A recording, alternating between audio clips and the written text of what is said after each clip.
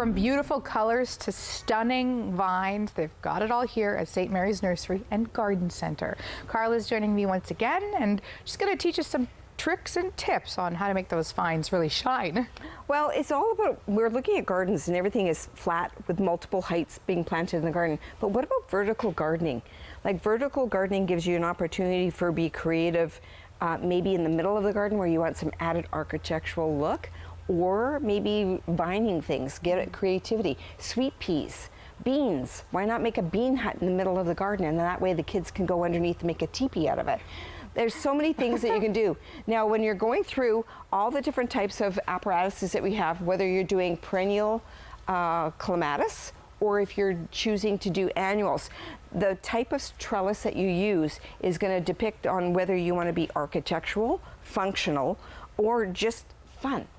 Now, when we're talking about fun, we know that there's different areas that you can do. And I wanted to highlight a couple things that may be a little bit different than what you're thinking. We know of a traditional obelisk that is kind of in the more traditional lines. And then I've also shown you in the past, this little guy, it's not a trellis, but he can act like a trellis because he's an expandable ball that when you put it into a pot or you hang it from a tree, you can plant it this way, align the bottom of it, and you can become a planter for vines to go on top of it. I think I showed you at Christmas where you can hang it in the Christmas tree, put lights on it. How clever. And it looks beautiful during the summer too. Okay? So just imagine a patio with that. Oh, that would be so pretty. Oh my gosh. So pretty. But now when you're looking at it, architectural, right? Very architectural. And here, if I have something, it's got a curvature to it, so if I'm against a wall and I don't want something to be flat, it gives you some dimension and some spacing that's in between it. You can then plant behind it.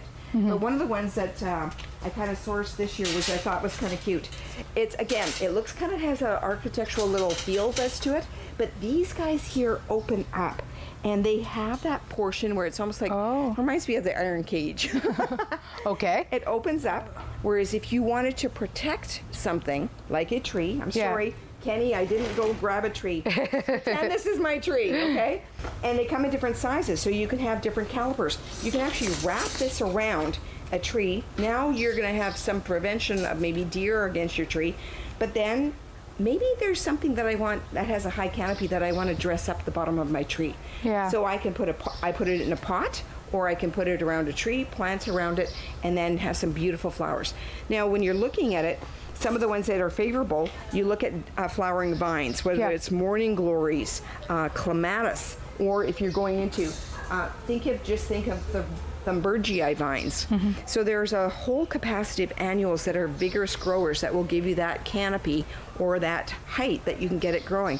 And don't forget, sometimes just bamboo poles pulled together create kind of that little area of space where you can have a bunch of beans growing up. It gives you a little hidey place for the kids to play. Thank you so much. This has been Get Growing. Get Growing is brought to you by St. Mary's Nursery and Garden Center. Get a lush yard and garden thanks to expert advice from gardening professionals.